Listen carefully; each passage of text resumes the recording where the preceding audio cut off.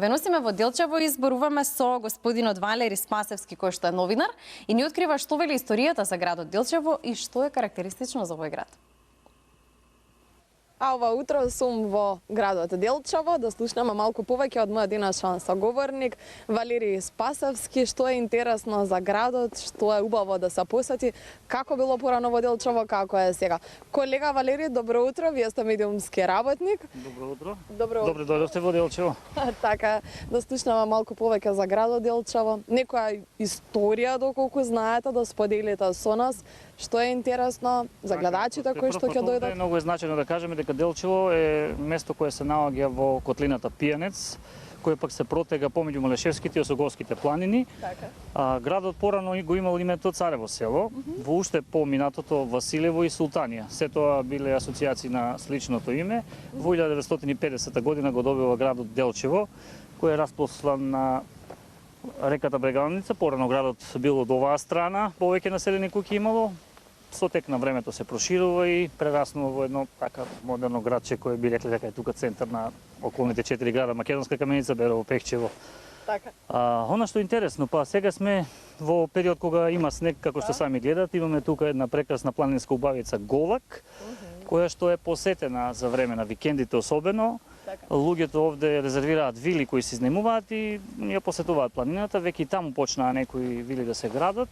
Но она што е трагично за планината е што имаше порано детско одмаралиште кое е напуштено, како и во неколку други места, и се бара начин некако повторно да се разработи преку некое јавно партнерство. Тоа подобро знаат од општината. Кога сме овде веќе во центарот на градот, ова што го гледате е општинската зграда.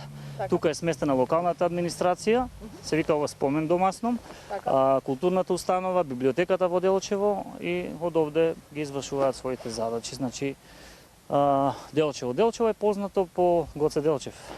Нормално по него го добил името во 1950 година. Овде претежно сме град кој, бидејќи се наоѓаме на граница со Бугарија на 10 километри, имаме викенд туристи од соседството. Зошто доаѓаат овде? Доаѓаат најмногу за вкусна храна, да го посетат пазарот кој неодамна се изгради во градот, си пазаруваат во контакти со нив, знаат често да кажат дека овде производите се малку поевтини од кај нив. Така, Па така, оној кој ќе дојде од друго место, ќе се изненади дека има голем број на автобуси кои пристигнуваат. Откако ќе пазаруваат тие наши соседи, си резервираат место во некој од блиските кафеани, се опуштаат, оние кои сакаат да преспиат си земаат соба во некој од хотелчињата, хостелите или хотел-рестораните и така си поминуваат еден убав викенд. Делчево е крстопат во тој поглед, бидејќи сме блиско до границата, од овде многу полесно сме до оние поголеми дестинации кога одиме на одмор, не мора да одиме, да речеме, преку главната сообраќајница, на 10 километри се вклучуваш на автопатот кој сега нели со Шенген го ослободија од Европската унија да може слободно да се минува за европските граѓани.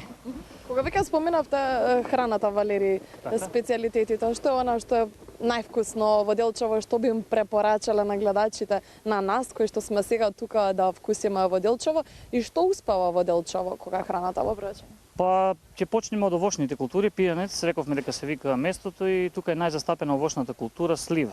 Разни производи од слива се произведуваат, се прават разни специјалитети. Значи, ако е во прашање пак оние пијалоци, традиционално од слива нели се прави домашна ракија, позната надалеку како пијанечка сливова ракија. Мармалад, джем, тоа се основни производи така кои произлегуваат од сливата. Имаме повеќе манифестации. Делчево исто така е град на фолклорот. Да не забораваме да споменеме дека имаме две културно-уметнички друштва. Едното работи во состав на Националната установа Центар за култура Никола Емков Вапцаров, како фолклорен ансамбл Вапцаров. Второто е Кут Гоце Делчев, зградите на друштвото е позади оваа бина. Тука се изведуваат најголем дел настаните кога е фолклорот во прашање на летната сцена. И она што е најинтересно е Сдруженијето фолклорна група Копачка. Ова е здружение кое го игра орото Копачка, кое пред 10 години беше заштитено од УНЕСКО. Годинава одбележа јубилеј, претходната 2024. Значи тоа е старо оро кое е карактеристично за селото Драмче, таму некако се извивало ногата во воздухот, се копнувало и потоа го добива називот Копачка.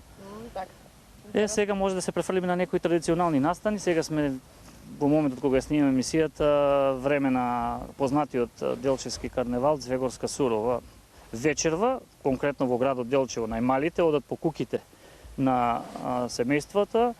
Го извикуваат традиционалниот извик сурова, собираат разни производи, јаболка, ореви, се што имаат домакините, грејана ракија, некои пијат, па се прават разни интерпретации музички кои има инструменти кога ги посетуваат тие домови и сето тоа во насока на дочек на Стара Нова година, Василица.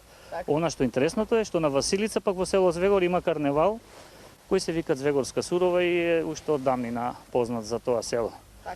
Можам да опишам дека тој карневал започнува уште од раните утрински часови, кога групата која го посетува селото се маскираат, одат од куќа на куќа, а главна маска во тој карневал е невестата.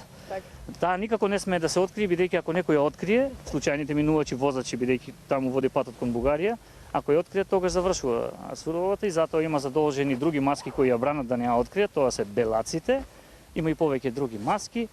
Одат од куќа на куќа, значи, кога завршува целиот карневал, се собираат на одредено место, го поделуваат тоа што го имаат собрано, прават вечера и се прави една општо заедничка веселба за сите кои учествувале во таа традиција.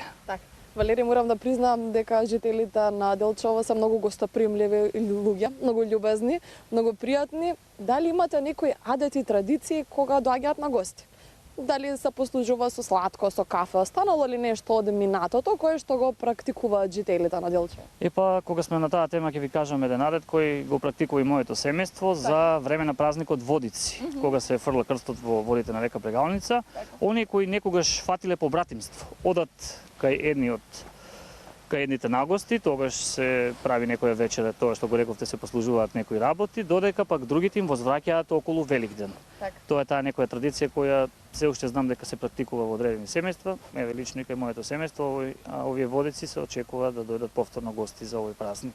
Хубаво да си поминате и да ви се среќни празниците, да, и водици, сите оние празници кои што следуваат понатаму, да сте живи и здрави, успешна нова година. Јас ти благодарам што накратко успеа да не го опишеш Делчево. Ќе ги поканиме сите гледачи од цела Македонија да дојдат, да уживаат во чистиот воздух, вкусната храна, сливата која што е тука, исто може да најдат производи од слива и да уживаат во убавините кои ги нуди Делчево. Толку нуди времето, за Делчево може да се збори уште многу, јас ви благодарам што сепак еве мене ме одбравте да кажам нешто што се надевам дека еве ќе е интересно за вашите гледачи на утринската програма и исто така ви честитам новата година и сега Стара Нова година што доаѓа, посакувајќи ви се најубаво во вашата работа. Благодарам, Валери, ќе се видиме за убави работи повторно. Поздрав.